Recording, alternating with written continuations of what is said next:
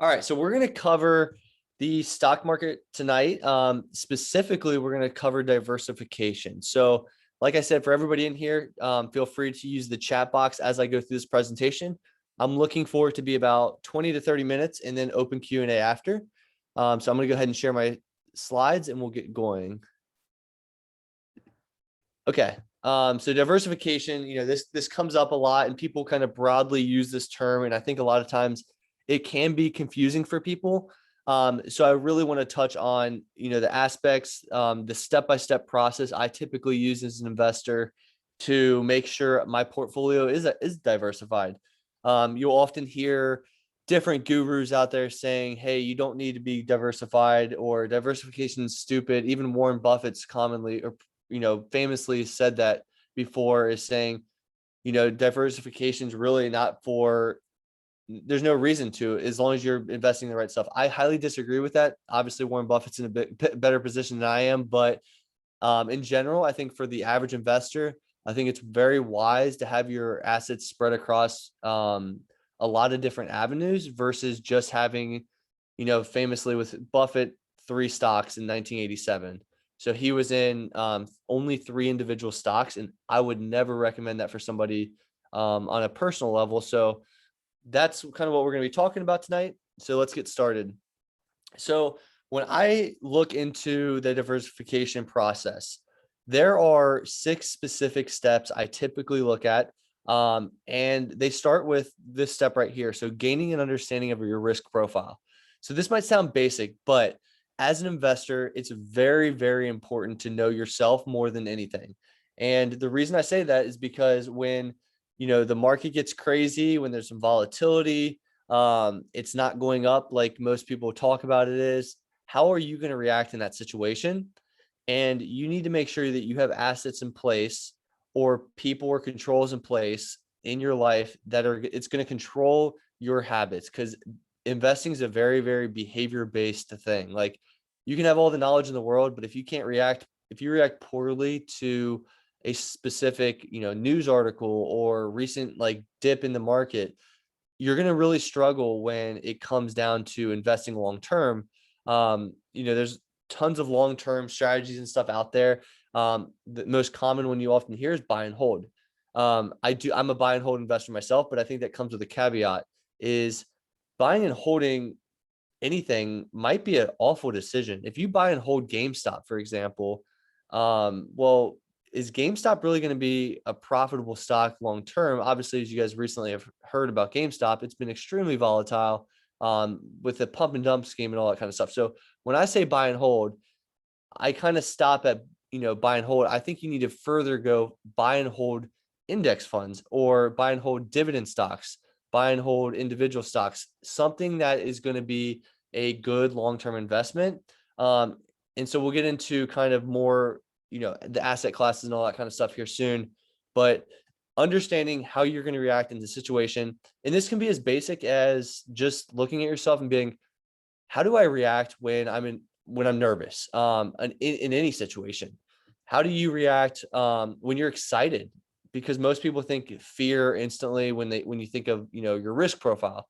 Really, it's how you operate as an individual. If you're really excited and because it's very common that people buy at the top and sell low, and you're supposed to technically, buy low, sell high, ideally, right? But the way the human nature works, it works in reverse for us. And, without the education, it's very hard to understand what to do, because you'll hear a bunch of news articles and people talking about Bitcoin and cryptocurrency and the latest hot stock. And you're like, oh, I need to get in this. FOMO's kicking in.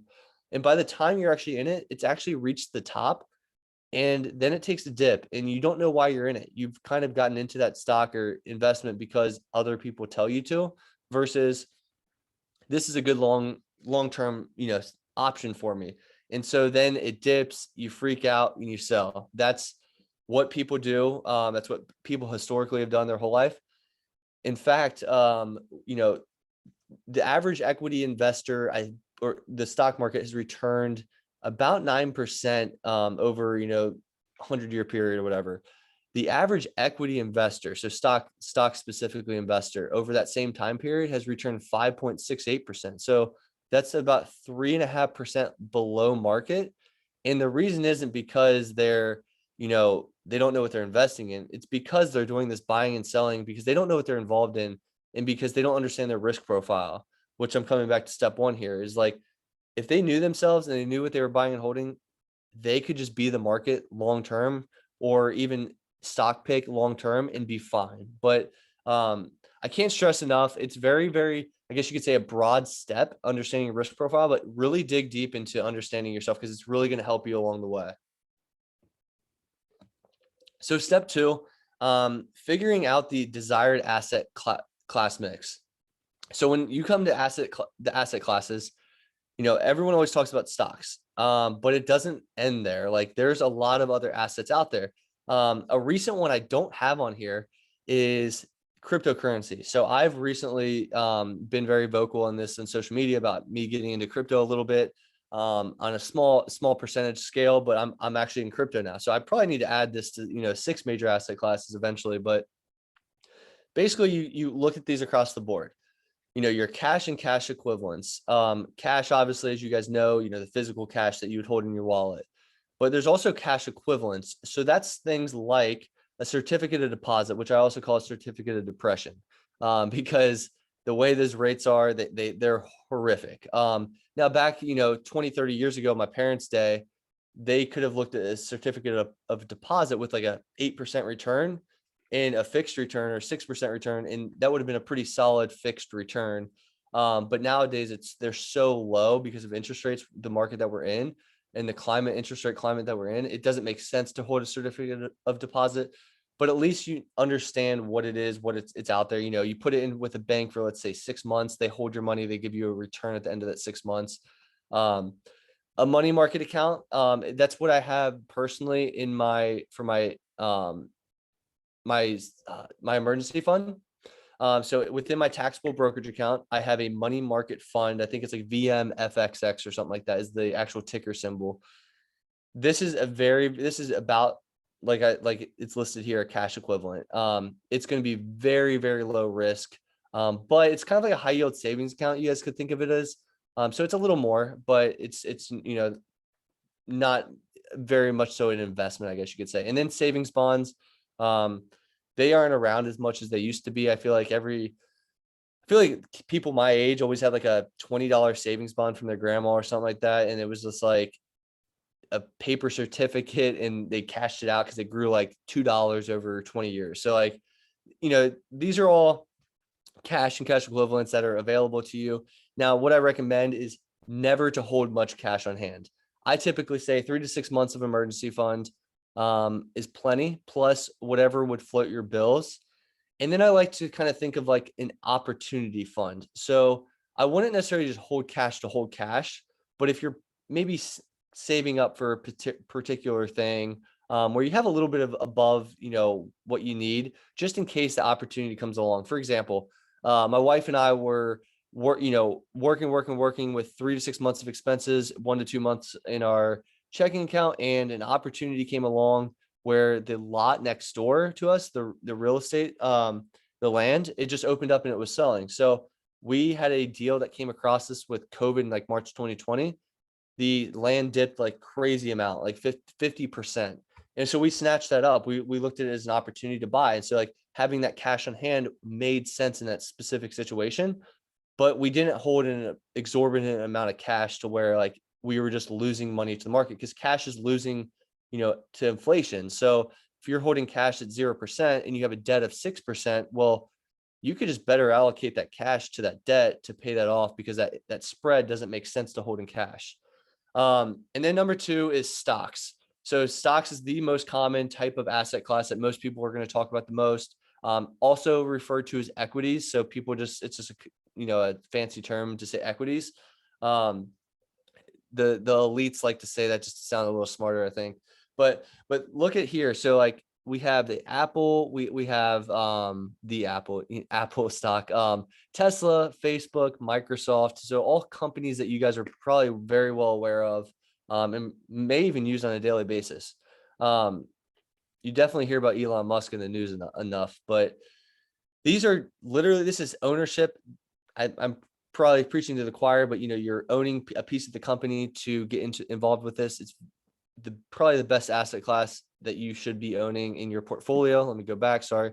And then we got bonds. So bonds is our fixed income. So think of a bond is, a debt. So the company is issuing debt to you, and you're paying them, and they're going to pay you a specific, they're going to pay you a specific percentage back for basically loaning them money. So it's a very fixed rate income type of investment. They are, at the point right now with bonds, given the interest rate climate, not necessarily the most attractive option, but for a long-term investor, bonds definitely have a role in the portfolio. I think, definitely when you talk on the internet about just investing in general, you'll hear people bash bonds all the time. And while I think they have, a basis for the current market, I don't think they have much knowledge on the entire market long term and where that comes into play. Now, I'm not saying go buy bonds right now, but I'm just saying take that into consideration throughout time. It's a good, they have a role in a portfolio. Like Ray Dalio, one of the famous hedge fund investors, has like a significant portion in his all-weather portfolio, like 55% of his all-weather portfolio for this. And part of the reason is because he's using these bonds to not necessarily outpace the market, but the allocation of risk is a lot less. So if the market dips a ton, he's not going to have that swing, but he's not going to have as big a return. So he knows that, and that's the purpose of this fund. So like I said, they have a purpose, but not for everybody. And then real estate, I think my slide deleted a piece of this here, but real estate, essentially, as you guys know, you could go buy land, like I was mentioning earlier. You could buy a house, rental properties, all that kind of stuff. But what I really want to talk about is REITs. So a real estate investment trust. Think of an index fund, a mutual fund with real estate. That's what a REIT is, and it has a significant, benefit to a lot of people's portfolios. I highly recommend REITs. I would hold these in retirement accounts specifically because of the tax benefits of those based on what they're paying the dividends out of. It's most beneficial to hold in a retirement account. Then commodities, gold, silver, oil, like you see here. Again, Ray Dalio's portfolio has a lot of commodities. I think 15%, 7.5% gold and 7.5% something else. I forget exactly what it is, but commodities are, hard assets, physical assets that you guys are, well versed in. I don't own personally any commodities, but I think they have a role in the portfolio, which is the whole purpose of this conversation. Is everyone has to know themselves. They have to understand these asset classes that are available to them, because this plays a big role in actually selecting the asset class that you're going to come across with the diversification in your portfolio. So step 3, figure out how much you want to allocate to growth versus value, and small cap versus large cap. So when you look at, this famous investment style from Morningstar chart right here, you want to look at like the type of equity, right? So like, let's say you're jumping into equities or stocks and you're like, hey, I want to invest in stocks, but I don't know, like, do I invest in small cap? Do I invest in mid cap, large cap? Like, there's so many different options out there. Like, where do I even start? This is a very good chart to start with. So as you guys see here, the market cap on the far left, the investment style on the top middle. So large value would be the least risky in this situation, whereas small growth would be the most risky. So as you see the arrows pointing that way, showing the level of risk. And so typically where you would see like a large cap stock. So if you're looking at index funds or mutual funds and it says like a large blend, grow or large blend stock, large cap blend stock, it's like, what am I looking at? You're looking at like this quadrant right here, where you're figuring out like where your level of risk is, and you can start to kind of piece together like how risky these are. So like a newer company would be like a small cap company, right? Like less than 2 billion.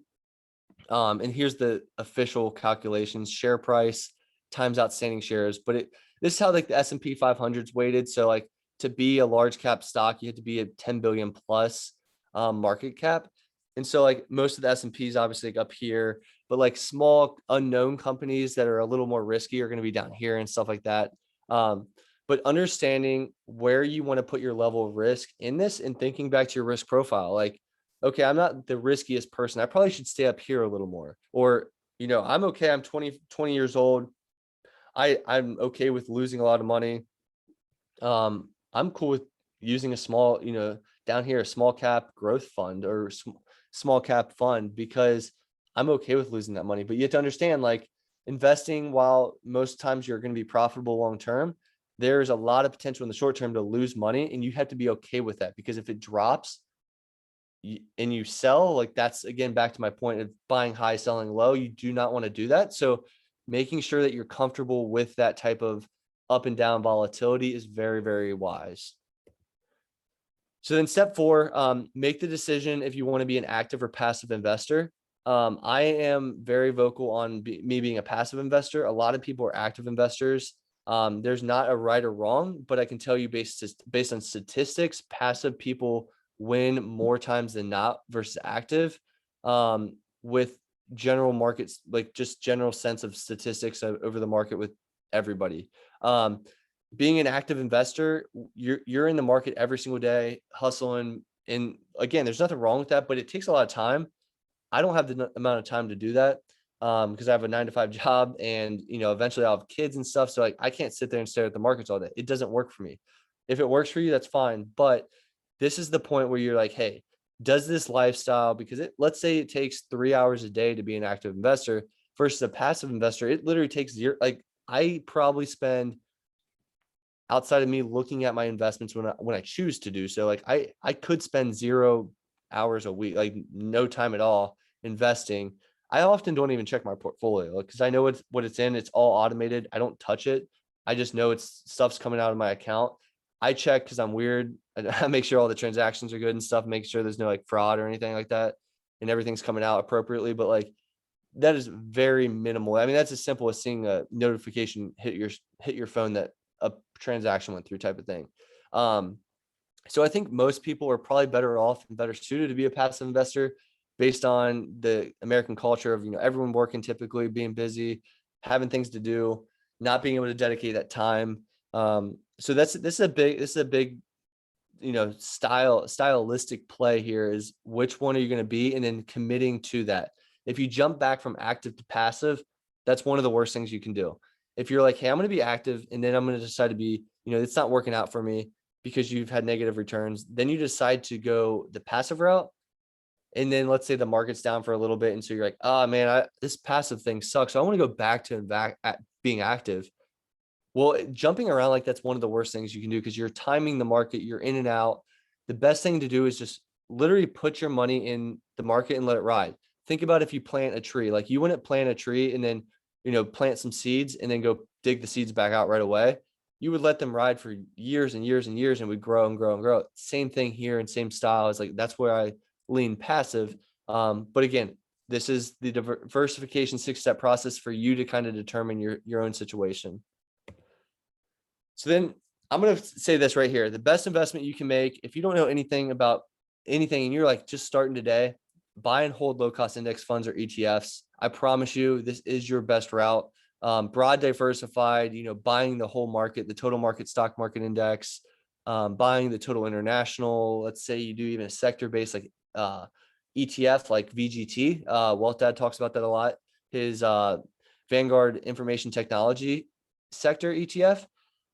There's so many you can buy. VHT and healthcare sector one. You can pick different sectors, but you're buying an entire bucket of stocks.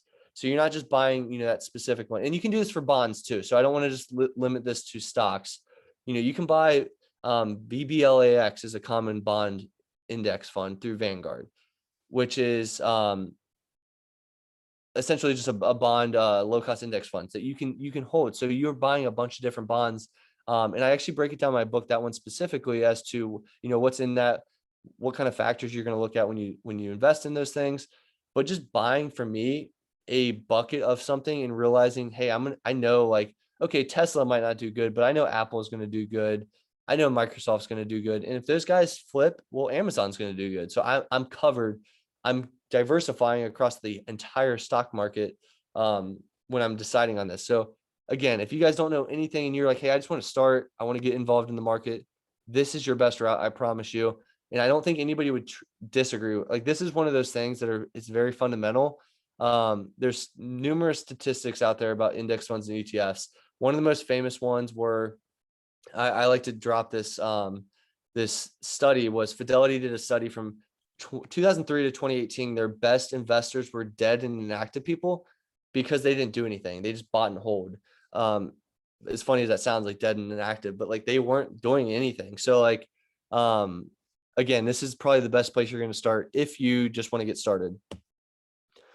Step 5, understanding investment fees involved. This is one of the killers. My book talks about this in depth. I'm going to share a snippet from my book with an example in a second, but do not underestimate these fees that are involved with this process. And there's numerous levels of fees. They are at the account level, or they're at the brokerage level. So let's say you're at Vanguard, Fidelity, Charles Schwab. They start there. Then you actually have an account through those different brokers. Let's say a 401k, an IRA. Those accounts could have fees. Then you have to pick investments through those accounts, like index funds or ETFs or stocks or bonds or whatever. Those investment products are going to have a fee associated with what's called an expense ratio. And that's only one of the fees at the investment level. There's numerous others that are covered. And so the impact of fees is substantial. The average 401k holder throughout their lifetime spends about $138,000 in fees. So you could simply lose out on $138,000. I can tell you, I'm on pace. You're going to pay something. It just, you have to pay to play, right? But I can tell you right now, I'm going to be paying in my time in my 401k, I've projected out about $8,000, where the average person is paying about 138,000. So 130,000 less than the average person, simply because I know my fees and I know where to, cut and stuff and trim. So this is a really cool example.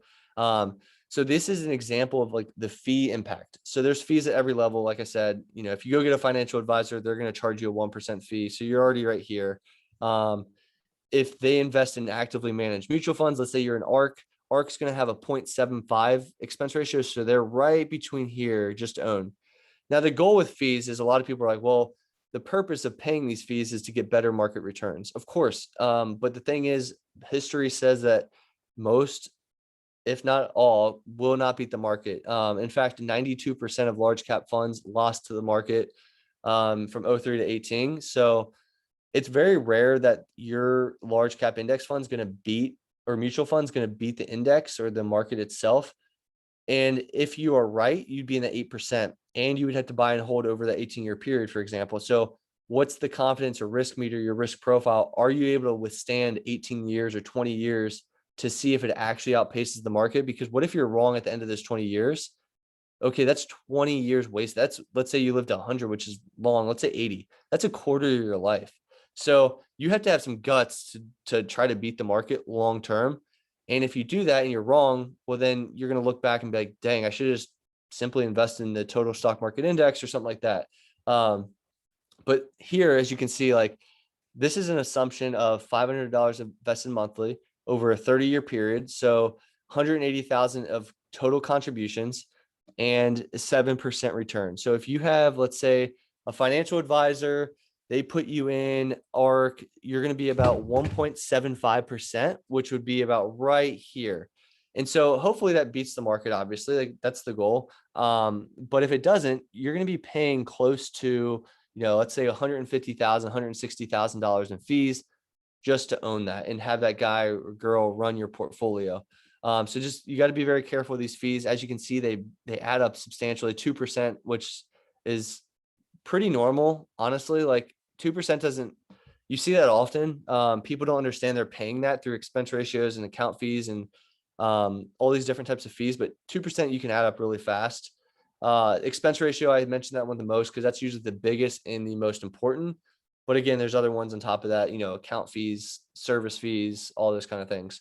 But $180,000 lost out in this situation. And if you invest more or you have a bigger return, you have more years under your belt, these start to get bigger and bigger and bigger. So be very aware of the fees.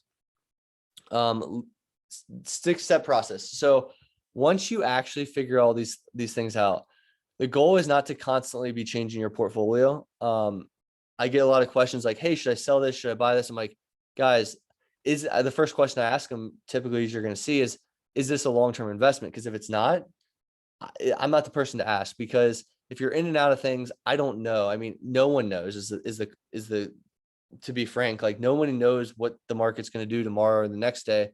So if you're in and out, I don't have an answer, but what I like to do is rebalance annually. So typically what I like to use is a 120 minus your age for stocks. So let's say you're 30 years old, 120 minus 30 is 90. So 90% should be in equities. And then 10% typically should be in other assets or bonds is typically what people say. I say other assets because I like to open it up to the whole entire market. Me currently, I have a 98% equity split and a 2% crypto split. So we didn't talk about crypto, obviously. I've recently introduced that. I have a post on it. So I don't want to get you guys all hyped about crypto because it's not the typical, I'm investing with a different mindset than a lot of people with crypto. So I have a post specifically as to my mindset behind it, my thought process, and I'm not going to deep dive into it, but you guys can check it on my Instagram as to why I did that. So it's a very small percentage, the point I'm making. Now, if you rebalance it, there's two ways to rebalance primarily. So one, if you buy, let's say 50%, let's say you go 70% equities and like 30% real estate, like REITs or something like that. Well, those assets are going to perform differently throughout the year, right? So by the end of the year, your asset's not going to be 70-30 likely. It's probably going to be like, let's say 75-25. It's kind of shifted. The way you can rebalance that is either selling that 5% of equities and putting it back into real estate to even it out. Or what you could do is just start contributing more so to real estate to build that balance back up to get it back to 70-30 split. I often say about do it annually. You don't have to do it like every 3 months or something like that. Let it ride out. It's okay. Me specifically with crypto, by the end of this year, I don't know where it's going to be sitting as a percentage of my portfolio. I would assume pretty high based on what the returns that I've been getting. So like by the end of the year, it might make sense for me to stop investing, and just letting it ride because that's such a big percentage. And then just, putting more into my equities or whatever other asset class I'm trying to focus on. So 120 minus your age is probably the best thing to start with for this to kind of give you a very, very simplified thing. It's a rule of thumb. So don't think like, hey, I need 90%. I want to do 85. Is that okay? Like that's totally fine. It's just a rule of thumb base. So, okay. So that's the 6-step process. Now I want to get into the actual types of assets, not the types of assets. We've already covered that, but the type of investment products. So there's a lot of different options. So single asset would be when the investor goes straight to buying the stocks and bonds, let's say. You go buy an Apple stock, you go buy a government bond, or you go buy gold directly. You don't use a mutual fund manager or anything like that. You just go straight to the source and you buy it. That's as simple as a single asset. A mutual fund, on the other hand, you're as investors putting all your money together into a mutual fund or pot of money. And this guy or girl over here is going to take that money and invest it for you. And that's where the actively managed mutual fund manager comes into play. I say an example here is the S&P 500, and I'll get to that in a second, but I intentionally put example S&P 500 VFX, but these are the ticker symbols, dividend growth fund, stuff like that are basically mutual funds. But index funds are mutual funds, and that's what I'm going to get into in a second. Is there's a slight difference here. So did I skip that? Okay, yeah. So let's go to this one first. So index funds. So we just talked about mutual funds. Index funds look pretty much the same, right? Well, this fund manager is a lot less involved. So they're not actively managed, it's passively managed. So therefore, here, this guy or girl is not going to be very involved, and they're not going to charge as much. The expense ratio is going to be way lower, and it's just basically going to track a market. So that's why I put VFX here again. This is the S&P 500. This is the total stock market, and this is the total world stock market. So these are just options that track the entire market. You can put your money in this big pot of, gold right here. This guy's going to go invest in this, and he's just going to let it sit and ride. Minimal turnover in this portfolio. There's not a lot of trading and stuff, so you'll be fine. The most tax efficient way to invest is this way. And so that's what that is. And then ETFs, the last thing, ETFs are very, very similar to index funds. Their tickers are going to be a little different. Like this is the S&P 500 through the ETF, the total stock market. QQQ is a really good option too. And the only difference here really is for your purposes is the buy-in. So index funds, you usually have to purchase like a minimum amount, like $3,000 to start. Now, once you get to that level, like through Vanguard, you can continually invest small fractional amounts, whatever you want. With ETFs, you don't have a minimum, but you have to buy the whole fund. So you can't buy fractional shares ever. So like VU, I think, or I want to say like maybe it's like $300 or something like that. So you wouldn't need the 3,000, but you would have to have the full 300 before you could buy another share. So you couldn't fractionally invest. And a lot of times what I don't like about ETFs is I can't dollar cost average as easy, where I'm consistently investing the same dollar amount every single period. So they're both great funds, but that's the limitation. ETFs are traded like stocks. So anytime during the day, index funds are traded at the end of the day. So there's a gap in timing, but for the most part, index funds and ETFs are what I recommend. Mutual funds are good, but you got to be careful with the expense ratios and stuff like that. But again, these are all options. You can also go single stock, like the single asset we talked about. These are all things that you guys got to consider. And oftentimes when I go through these presentations and courses and stuff, I like to teach about this versus saying, hey, you should do X, Y, and Z, because everyone's different. And it's better to have all this knowledge and think about it for your own specific situation versus just blindly saying, hey, this guy said I should do this, therefore I should do that. That's where people get into trouble, because they're looking for that quick, easy answer. And there's really not one, unfortunately. So the more you learn about this stuff, the easier it's going to become to pick. And, I still debate on a daily basis of what my allocation should be. Should I be investing in crypto? Should I be investing more in crypto or less? Or should I add bonds to the portfolio?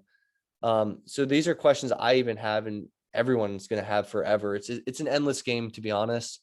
But the key is to stick to a strategy and just play it out and let it ride out. So that's the end of my presentation. I want to check the chat box and let you guys answer any questions. Oh yeah. So that's a good comment, Shawnee. So for ETFs, you actually can do fractional shares. For Fidelity, a lot of other platforms do not allow it. So I typically say the fractional shares are out, but there are very limited amounts that or platforms that allow you to do that. Looks like that's the only question though. It looks like we also have a pretty small crew. So I want to open it up to you guys. If you guys have any questions to or ask me, I'll let you guys go at it for the next 20, 30 minutes.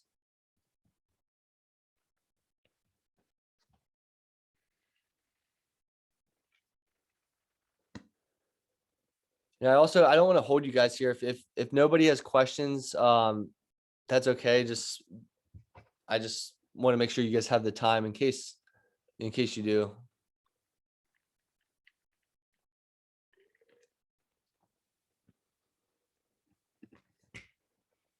Oh, who's a brokerage for IRAs? So, okay. So IRAs, good question, Bishop. IRAs can be bought through multiple brokers. The ones I recommend would be Vanguard, Charles Schwab, or Fidelity. IRAs are simply an individual retirement account. I think everybody should have an IRA. I think it's the most fundamental account. Roth IRAs are probably your best bet, depending on the, talk with the CPA, but to be honest, the most generic advice I would give anybody if they ask me is open a Roth IRA and invest in low cost index funds. If you don't know anything, those are the two most simple, that's about the only investment advice I can give out. And I know it's going to be good for people. Can you do crypto in an IRA? It depends on the platform.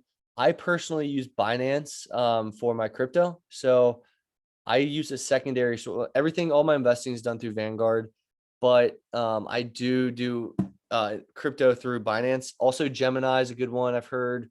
What are the other ones? Crypto. I just recently got in the crypto chat in Wall Squad, which is pretty cool. Coinbase, Gemini, Binance. Those are three quality brokers for crypto specifically. I'm sure with this coming out more and more, I'm sure these other platforms are going to start opening it up for that, but it's pretty limited right now. Crypto.com. I don't know much about it. I'll go to it though. I'm gonna check it out. I have not used it to be honest. I do have this website actually saved just to give you like updates on, different cryptos here.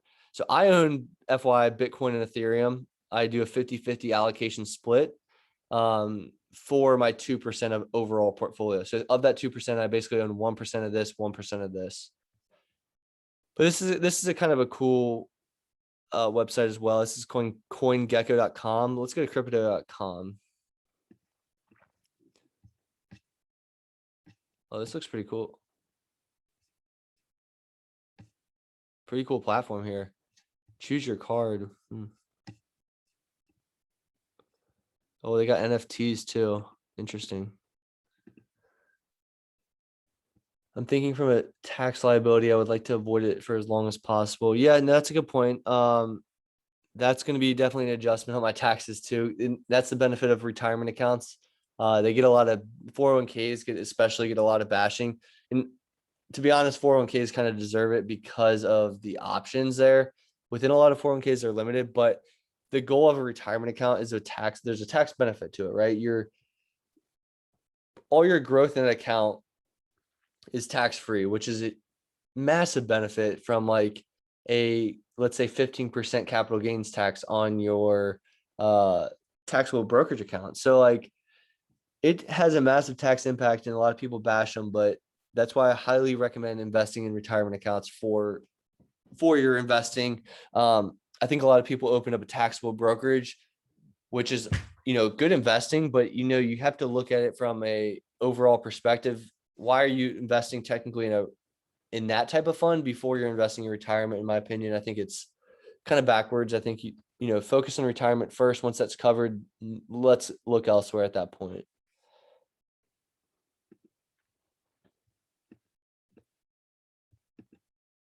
This looks like a pretty nice site, by the way. Obviously I'd have to look through. Oh, this is very similar to the one I'm looking at. Cardano. So I've actually looked through these, not to get into too much crypto, but Cardano I've heard is really cool. It's like the ultimate coin long term or platform long term. I would stay away from this guy. I can tell you that. But yeah, Bitcoin, Ethereum is all. I don't know. I'm not a huge I don't know. My knowledge in the crypto space is still very limited to Bitcoin and Ethereum. So Ripple, all these other ones, like I have very limited knowledge on. So I like to stay clear of what I don't understand. But I do think in general, I think the crypto space is gonna light up. I like Ethereum because of it's not, Ether's the actual coin, but like the platform behind Ethereum with smart contracts and all that kind of stuff. I personally, I'd say Ethereum is my favorite, followed by Bitcoin because of the market cap and institutional buyback and all that kind of stuff. But just my thought on this.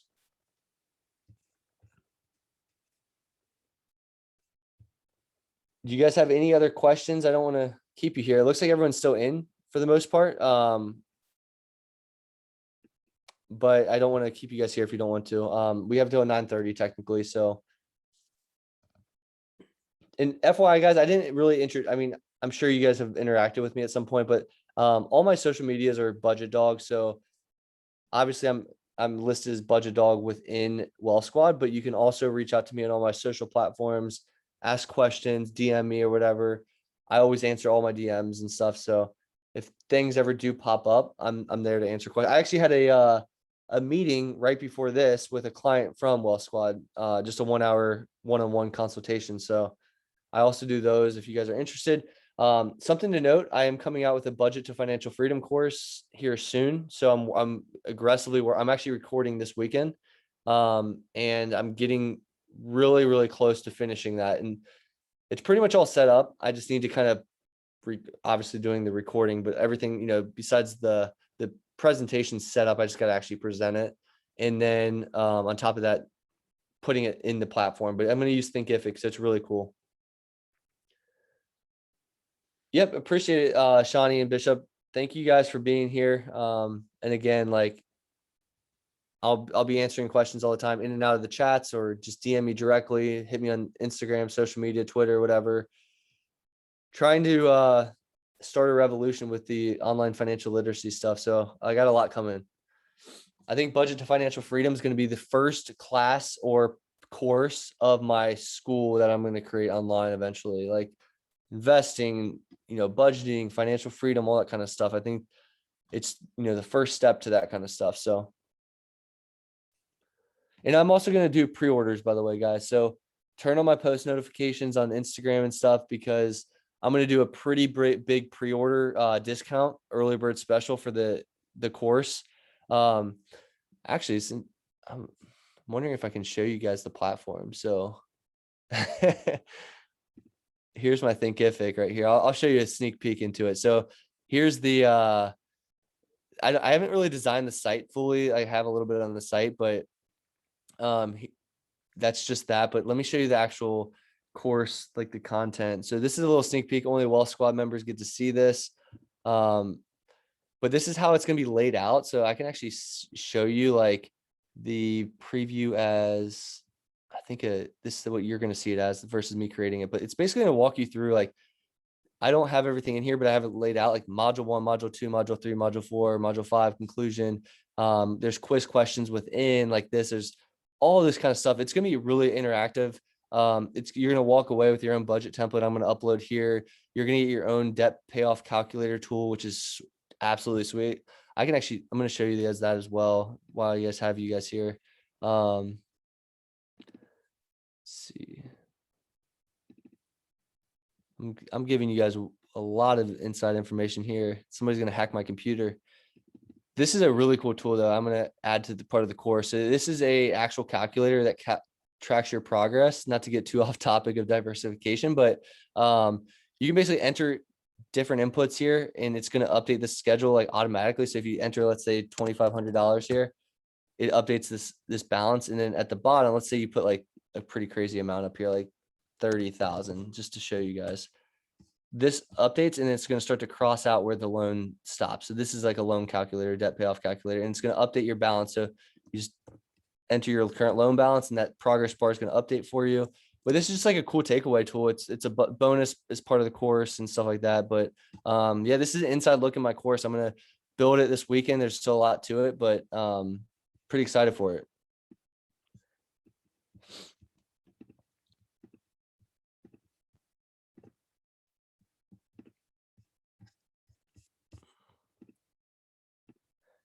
All right, guys.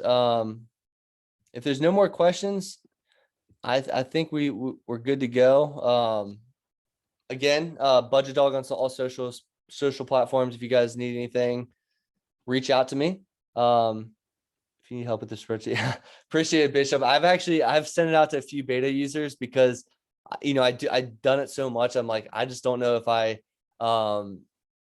messed up with this. There's just there's so much detail in it. I've actually simplified it tremendously, like from what it was. Originally, it was super complicated. It wasn't complicated for me, but like when I looked at it, like if you saw it with a fresh set of eyes, it would be extremely complicated, but I've seen it so much. And so I've reduced actually the amount of analysis just to keep it simple. With functionality, yeah, I can show you exactly what what it's going to look like.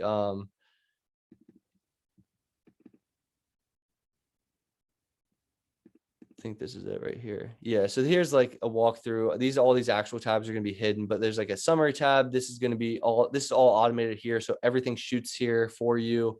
This is where you're going to actually budget. This is where you actually enter your information. It's going to shoot out an over under calculation for you.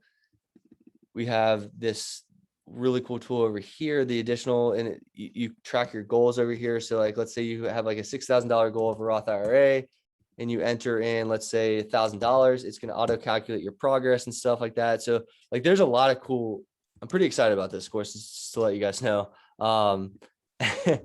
And there's a lot here, like, drop down features here to say if it likely repeats or does not and stuff like that. Pretty cool tool. A lot of functionality built into it.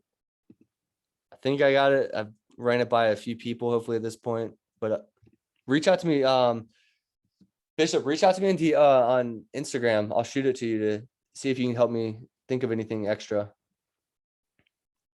I am too, and wifey approved. Awesome.